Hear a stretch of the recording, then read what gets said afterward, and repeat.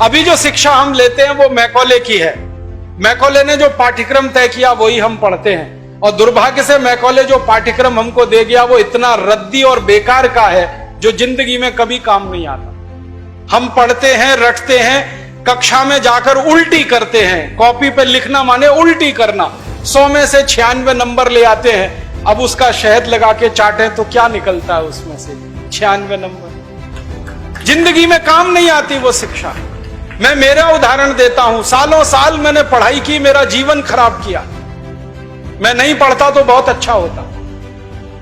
जितने साल मैंने पढ़ाई की, जितना पैसा मेरे माता पिता ने मेरी पढ़ाई पे खर्च किया, जितना पैसा मेरे ट्यूशन पे मेरे माता पिता ने खर्च किया, अगर मैं पढ़ने नहीं जाता वो सब पैसा बचता और मैं उससे कोई धंधा और व्यापार करता तो करोड़पति होता। क्या पढ़ाई हुई है मेरी? मैंने बचपन में पढ़ा x + y whole square is equal to x square plus 2xy plus y square, x minus y whole square is equal to x square minus 2xy plus y square. अब मेरे समझ में नहीं आता कि करूं क्या इसका मैं मेरी जिंदगी में।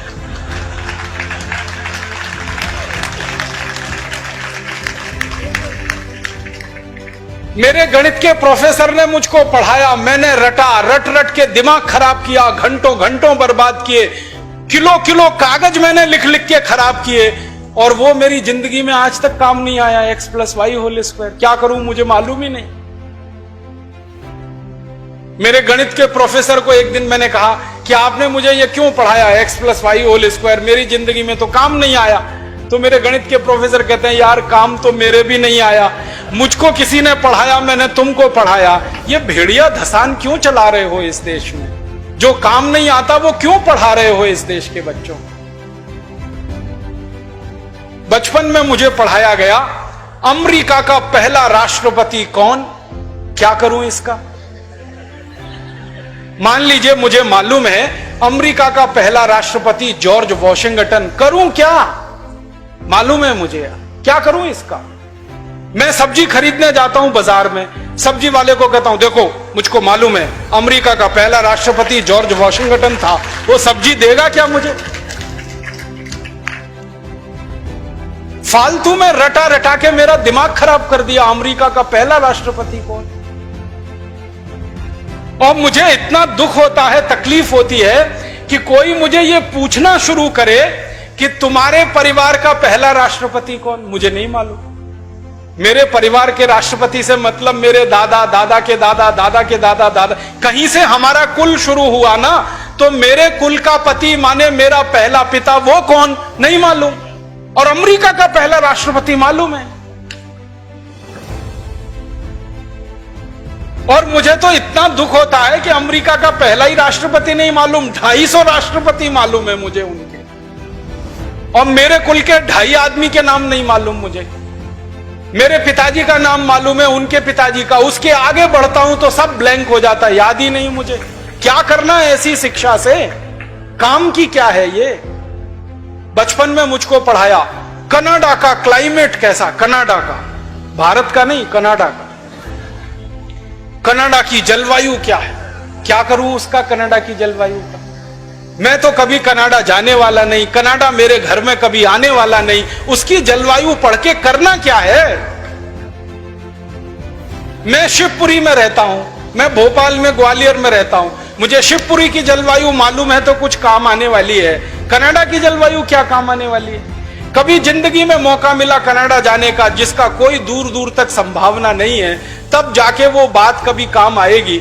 उसके लिए रट रट के पढ़ पढ़ के दिमाग खराब कर दिया घंटों घंटों। ऐसा फालतू इतिहास पढ़ाया। अकबर बड़ा महान था, होगा, मैं क्या करूं? अकबर महान था, ठीक है, मैं क्या करूं उसका? मेरी जिंदगी में उससे क्या फायदा होने वाला है अकबर की महानता से? मतलब मैं कहना यह चाहता हूं कि जो ज्ञान हम ले रहे हैं हमारी शिक्षा में, वो जिंदगी में कभी काम नहीं आता। आप ईमानदारी से अपने बारे में एक दिन ये करना, मेरी बात है इसलिए नहीं, आपने जो जो पढ़ा है अपनी जिंदगी में याद करो, उसमें से कितना आपके काम आया। शायद आप 100 का नंबर निकालेंगे तो 5 भी काम नहीं आया, 5% भी काम नहीं आया। जो काम नहीं आया पढ़ा क्यों, फिर रटा क्यों उसको? और आप ऐसे सोचो, दूसरा उल्टा सोचो कि हमने जितना पढ़ा वो कितना हमें याद है। याद उतना ही रहेगा जो रोज काम आता है, बाकी कचरे को दिमाग निकाल के ऐसे ही फेंक देता है। जो याद ही नहीं रहे और काम नहीं आए उसको पढ़ना और पढ़ाना क्यों। तो मैंने सोचा कि शिक्षा व्यवस्था बदलना बहुत जरूरी है। हमारे बच्चों के ऊपर इतना बोझा हो गया है, इस बोझे ने बच्चों को खत्म कर दिया।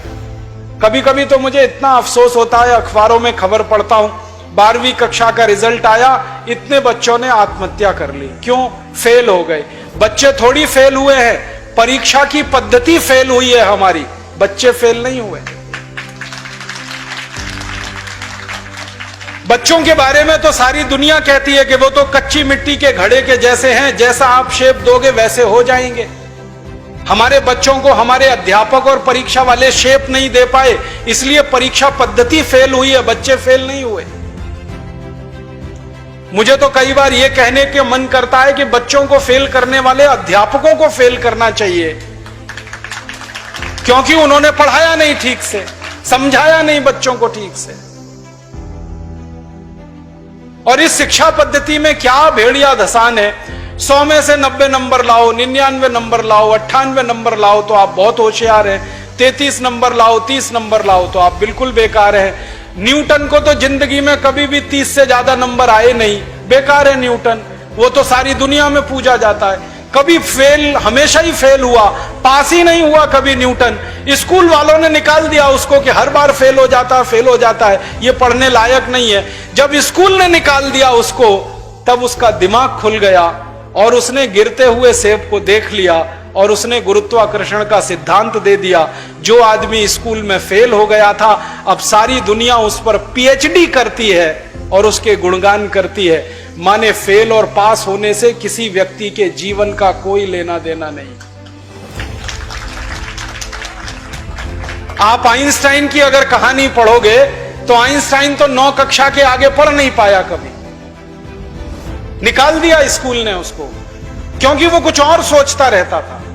स्कूल ने निकाल दिया और निकालने के बाद सारी दुनिया में E=mc² का जो सिद्धांत दे दिया, सारी दुनिया उसका गुणगान करती है और एक ऐसे आदमी को पूछती है जो स्कूल में 9 क्लास के आगे बढ़ा ही नहीं। मतलब मैं कहना चाहता हूं, 9 पढ़ जाए, 10 पढ़ जाए, 12 पढ़ जाए, 16 पढ़ जाए, इससे कुछ लेना देना नहीं। ज्ञान जो है ना, डिग्रियों से नहीं तौला जाता। ज्ञान अलग चीज है, डिग्रियां बिल्कुल अलग चीज है। मैं तो इसी देश की कहानी देखता हूं। धीरूभाई अंबानी 9 क्लास फेल हो गया, पेट्रोल पंप पे नौकरी करना शुरू किया और रिलायंस नाम का एक एम्पायर खड़ा कर दिया जो सारी दुनिया में 4.5 लाख करोड़ का है। 9 क्लास फेल आदमी 4.5 लाख करोड़ का एम्पायर खड़ा करके छोड़ गया। इसका माने ज्ञान का डिग्री से कोई संबंध नहीं है। घनश्याम दास बिरला 4 क्लास पढ़े, स्कूल और गांव छोड़कर निकल गए, लोटा लेकर कलकत्ता पहुंच गए और इतना बड़ा खानदान बना दिया, बिरला एम्पायर, जो आज लाखों करोड़ का है। 4 क्लास पास आदमी ने किया। बिरला जी कहा करते थे कि क्लास पास करना कोई महत्व की बात नहीं है, जीवन की तुलना। तो हम जीवन को जीने वाली शिक्षा हमारे विद्यार्थियों को दें, ऐसी शिक्षा व्यवस्था हम बनाएं जिसमें डिग्री का महत्व ना हो, ज्ञान का महत्व हो, परीक्षा का महत्व ना हो, सीखने का महत्व हो, पढ़ाने का महत्व नहीं हो, सिखाने का महत्व हो। अध्यापक भी सीखें, विद्यार्थी भी सीखें, दोनों सीखने की प्रक्रिया में आगे बढ़ें। ऐसी एक शिक्षा व्यवस्था हम बनाना चाहते हैं और यह पूरी शिक्षा व्यवस्था मातृभाषा पर आधारित होगी, ये अंग्रेजी पर आधारित नहीं होगी। अंग्रेज आए तो अंग्रेजी आई, अंग्रेज गए तो अंग्रेजी चली जानी चाहिए थी। क्यों हमने रख लिया इस अंग्रेजी को? अंग्रेजी में पढ़ाते हैं अपने बच्चों को, मार मार के सिखाते हैं, बच्चे बेचारे अक्सर उसमें फेल हो जाते हैं। हिंदुस्तान के बच्चे गणित में पास होते हैं, भौतिकी में पास होते हैं, रसायन में पास होते हैं, अंग्रेजी में फेल हो जाते हैं। होना ही चाहिए उनको अंग्रेजी में फेल, क्योंकि अंग्रेजी विदेशी भाषा है। मुझे आप एक अंग्रेज बताइए और दिखाइए जो हिंदी में पास हो जाए, तो मैं अंग्रेजी में पास होकर दिखा सकता हूं। जब कोई अंग्रेज हिंदी में पास नहीं हो सकता, तो हम भारत के विद्यार्थियों से क्यों अपेक्षा कर रहे हैं कि वो अंग्रेजी में पास हो? और अंग्रेजी भाषा नहीं है पास होने लायक, ये तो भाषा ही रद्दी है। इस भाषा का इतिहास जब मैंने पढ़ा, 5वीं शताब्दी में तो ये भाषा आई, माने मुश्किल से 1500 साल पुरानी है। हमारी भाषा तो करोड़ों साल पुरानी है, संस्कृत, हिंदी, मराठी, तमिल, तेलुगु, कन्नड़, मलयालम, ये तो 1500 साल पुरानी है। और दुनिया की सबसे रद्दी भाषा है अंग्रेजी, जिसकी कोई अपनी व्याकरण नहीं है जो शुद्ध हो और ठीक हो। आपको एक उदाहरण देता हूं। अंग्रेजी में एक शब्द है PUT, पुट, BUT, तो PUT पट होना चाहिए। CUT कट, BUT बट, तो PUT पट। अगर PUT पुट तो CUT कुट, BUT बुट, यही होना चाहिए ना। क्या मूर्ख लोगों की भाषा है, ग्रामर ही नहीं है। और परम मूर्खता की भाषा ये अंग्रेजी। एक शब्द है अंग्रेजी में, उसमें कहते हैं केमिस्ट्री, CHEMISTRY, केमिस्ट्री। तो यहां पे CH जो है ना का हो गया, ठीक है। तो केमिस्ट्री में CH का हो गया, तो चोपड़ा में कोपड़ा होना चाहिए। CHOPARA है ना, उसको चोपड़ा क्यों कहते हैं, कोपड़ा कहो। और CHOPARA को चोपड़ा कह रहे हो तो CHEMISTRY को चेमिस्ट्री कहो। फिर एक जगह CH का है, एक जगह CH चा है, कुछ समझ में नहीं आता क्या इनका हिसाब किताब है। मूर्खों की भाषा है ये अंग्रेजी। और इस भाषा की कितनी बड़ी कमजोरी है। अंग्रेजी में एक शब्द है SUN, माने सन, माने सूरज। अब किसी भी अंग्रेज माई के लाल को मेरी चुनौती है कि इसका दूसरा शब्द अंग्रेजी में से निकाल के लाए। SUN का पर्यायवाची है ही नहीं, लाएंगे कहां से। पूरी अंग्रेजी में सन का पर्यायवाची नहीं है, माने दूसरा शब्द नहीं है जो सूर्य को बता सके। अब हम संस्कृत की बात करें, सूर्य एक शब्द है, दिनकर, दिवाकर, रवि, भास्कर, मार्तंड, 84 शब्द हैं हमारे पास संस्कृत में। अंग्रेजी में एक ही है। एक शब्द है अंग्रेजी में मून, एक ही है, चंद्रमा। और हम संस्कृत में 56 शब्द हैं चंद्रमा के लिए। अंग्रेजी का एक शब्द है वाटर, माने पानी, वो अकेला एक ही है। वो नदी का पानी हो या नाले का, कुएं का हो या तालाब का, सब पानी वाटर है। और यहां भारत में हर पानी के लिए अलग शब्द है। बारिश का पानी अलग, समुद्र का पानी अलग, नदी का पानी अलग, तालाब का अलग, सरोवर का अलग, नाले का पानी अलग, कीचड़ का पानी अलग, सब पानी के लिए अलग अलग शब्द है। अंग्रेजी में एक ही है, वाटर। बहुत गरीब भाषा है अंग्रेजी, शब्द ही नहीं है उनके पास। कितने गरीब हैं, चाचा भी अंकल, मामा भी अंकल, मौसा भी अंकल, फूफा भी अंकल, फूफा का फूफा भी अंकल, मौसा का मौसा भी अंकल, कोई शब्द ही नहीं है अंकल के अलावा।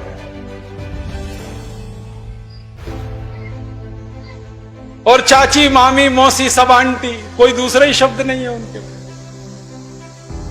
हम तो मूर्ख लोग इस अंग्रेजी में फंस गए। अकल नहीं हमारी तो मारी गई है। हमारे देश में जो अंग्रेजी पढ़ गए ना, अकल उन्हीं की मारी गई है। जो नहीं पढ़े वो बहुत होशियार। पता है, मैं कुछ लोगों के घरों में जाता हूं। मैंने जिंदगी में एक नियम बनाया, वो नियम यह है कि होटल में खाना नहीं खाऊंगा, होटल में ठहरूंगा नहीं। तो झक मार के मुझे घरों में ही ठहराना पड़ता है, खाना खिलाना पड़ता है, क्योंकि मैं खाता नहीं, होटल में ठहरता नहीं। तो हर बार नए नए घरों में जाता हूं खाना खाने, रहने के लिए।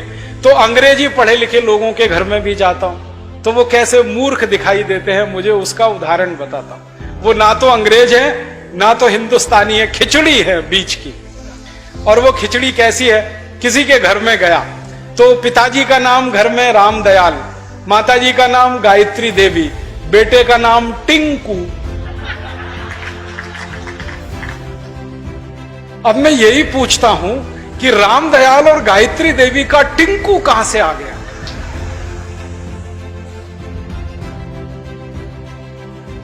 फिर मैं उनको पूछता हूं आपको मालूम है टिंकू का अर्थ क्या है? उनको नहीं मालूम। नाम रख लिया बच्चे का टिंकू, अर्थ नहीं मालूम। ऐसे मूर्ख लोग, अर्थ मालूम नहीं, नाम रख लिया टिंकू टिंकू टिंकू। फिर डिक्शनरी खोल के दिखाता हूं उनको। अंग्रेजों की सबसे पुरानी डिक्शनरी है वेबस्टर डिक्शनरी।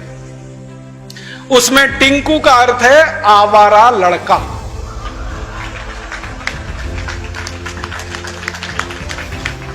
जो लड़का बाप की ना सुने, मां की ना सुने, वो टिंकू है। और हम क्या कर रहे हैं पढ़े लिखे मूर्ख लोग, आज्ञाकारी लड़के को टिंकू टिंकू टिंकू बोल बोल के आवारा बनाने की तैयारी कर। ऐसे अंग्रेजी मूर्खों के घरों में जब मैं जाता हूं तो ऐसे ही नाम मिलते हैं, बबली, डबली, डब्लू, बबलू। क्या मतलब है डब्लू, बबलू, बबली, डबली? डिंपल, ट्विंकल, कुछ मतलब ही नहीं। कुछ भारत में नाम की कमी हो गई है क्या? और इससे भी बड़ी बड़ी मूर्खताएं मैं देखता हूं। कोई अधकचरे हिंदुस्तानी, माने आधा अंग्रेज आधा हिंदुस्तानी के घर में जाऊं तो इंप्रेशन जमाने के लिए, माने रौब जमाने के लिए अंग्रेजी झाड़ेगा। हाँ, भले गलत सलत, लेकिन झाड़ेगा जरूर, रौब पड़े उसके ऊपर। वो क्या कहेगा? हिंदी में भी बोल सकता है वो बात, नहीं बोलेगा। वो कहेगा oh Rajiv Dixit, she is my missus. तो मैं पूछता हूं really she is your missus? क्योंकि उसको मिसेस का अर्थ नहीं मालूम। मिसेस का अर्थ जानते हैं क्या है? हर देश की अपनी सभ्यता, अपनी संस्कृति होती है, तो उसमें से निकले हुए शब्द की भी अपने इतिहास और संस्कृति की व्यवस्था होती है। इंग्लैंड की सभ्यता कैसी है मालूम है? इंग्लैंड की सभ्यता में एक सबसे खराब बात है जो आपको कभी पसंद नहीं आएगी, कि वहां एक स्त्री और एक पुरुष जिंदगी भर साथ कभी भी नहीं रहते, बदलते रहते हैं। जैसे हम कपड़े बदलते हैं ना, वैसे वो एक दूसरे को बदलते रहते हैं। एक पुरुष की 20 स्त्रियां हो सकती हैं, एक स्त्री के 20 पुरुष हो सकते हैं। मेरे कई दोस्त हैं इंग्लैंड और यूरोप में जिनकी 40-40 शादियां हुई हैं, 41वीं करने को तैयार। ये उनके यहां चलता रहता। इसको उनकी भाषा में कहते हैं एक्स्ट्रा मैरिटल अफेयर्स, पर स्त्री गमन पर पुरुष गमन। तो एक पुरुष कई स्त्रियों से संबंध रखता है, एक स्त्री कई पुरुषों से संबंध रखती है। तो पत्नी को छोड़कर जितनी स्त्रियों से संबंध रखने वाले होते हैं वो सब मिसेज में जाते हैं। माने मिसेज का अर्थ है धर्म पत्नी को छोड़कर कोई भी महिला जिसके साथ आप बिस्तर में रात को सोएं, वो मिसेज होती है, पत्नी को छोड़कर। अब यहां धर्म पत्नी को मिसेज बनाने में लगे हुए हैं। मूर्खों के मूर्ख पता नहीं कहां से पैदा हुए। मिस्टर का मतलब उल्टा है, पति को छोड़कर कोई भी पुरुष जिसके साथ आप रात बिताएं वो मिस्टर होता है। यहां पति को मिस्टर बनाने में लगे हुए। छोड़िए इन अंग्रेजी शब्दों को, इनमें कुछ दम नहीं। और एक तो सबसे खराब अंग्रेजी शब्द है, पता नहीं लोग बोलते कैसे हैं उसको, मैडम। आप जानते हैं मैडम कौन होता है यूरोप में? अंग्रेजों की संस्कृति में जहां पर परस्त्री गमन होगा वहां वैश्यावृत्ति होने वाली है कि नहीं? परस्त्री गमन, पर पुरुष गमन, वैश्यावृत्ति चरम पर होगी। तो वैश्याएं जो अपने कोठों को चलाती हैं, अपने वैश्यावृत्ति के काम में लगी हुई वैश्याओं की जो प्रमुख वैश्या होती है उसको मैडम कहते हैं।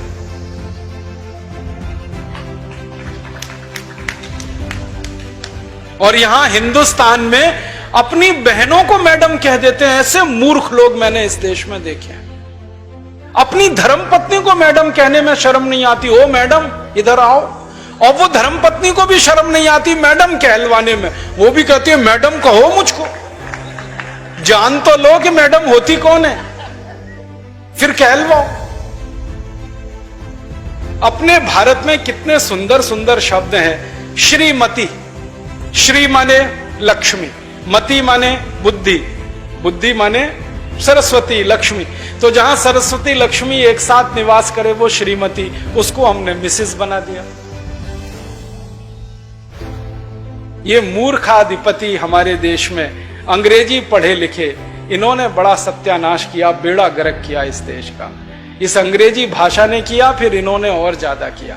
मेरा आपसे हाथ जोड़कर निवेदन है, इस अंग्रेजी भाषा में मत फंसिए, कुछ इसमें रखा नहीं है, दम नहीं है।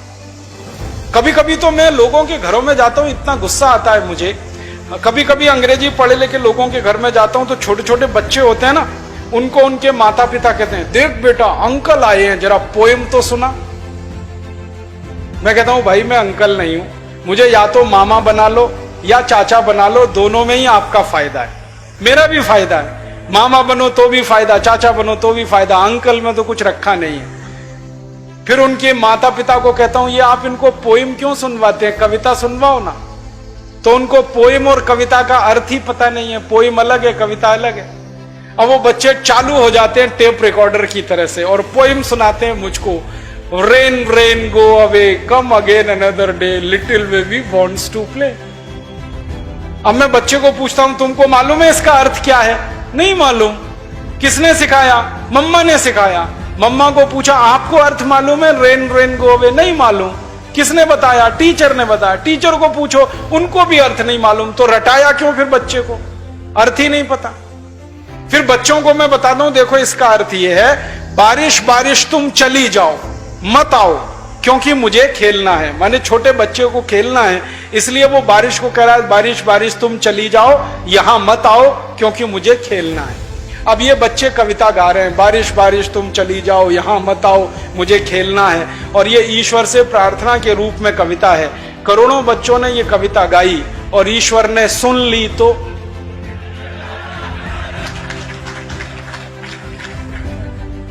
बारिश को वापस बुला लिया। तो क्या होने वाला है? बारिश नहीं होगी। बारिश नहीं होगी तो सूखा पड़ेगा।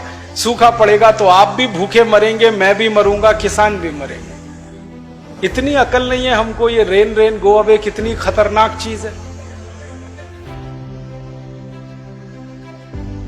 हमारे भारत में 60% खेती बारिश पर होती है, 40% खेत में ही सिंचाई की व्यवस्था है। जब 60% खेती बारिश पर हो तो बारिश ज्यादा होनी चाहिए इस देश में। ऐसी कविताएं हम बच्चों को क्यों नहीं सिखाते? लेकिन वो कविताएं मातृभाषा में हो सकती हैं, अंग्रेजी में नहीं हो सकते। मैं एक मराठी मातृभाषा की कविता सुनाता हूं आपको, अर्थ बहुत सीधा है उसका। वो कविता है, ये रे पाऊसा तुला देतो पैसा, पैसा झाला खोटा, पाऊस आला मोठा। ये रे माने आओ आओ, जल्दी जल्दी बारिश तुम आओ। पाऊसा माने बारिश। मराठी में कह रहे हैं, बारिश बारिश तुम जल्दी जल्दी आओ, नहीं आओगे तो मैं पैसा देने को तैयार हूं, तुम आ जाओ क्योंकि मुझे बारिश की जरूरत है, क्योंकि खेत को पानी की जरूरत है, क्योंकि 60% खेती बारिश पर आधारित है। तो भारतीय कविता बारिश को बुलाने वाली होती है और अंग्रेजी कविता बारिश को भगाने वाली होती है। क्योंकि इंग्लैंड में मौसम खराब रहता है, कभी भी बारिश आती है, इसलिए वहां के बच्चे कहते हैं रेन रेन गो अवे, क्योंकि बारिश का कोई भरोसा नहीं।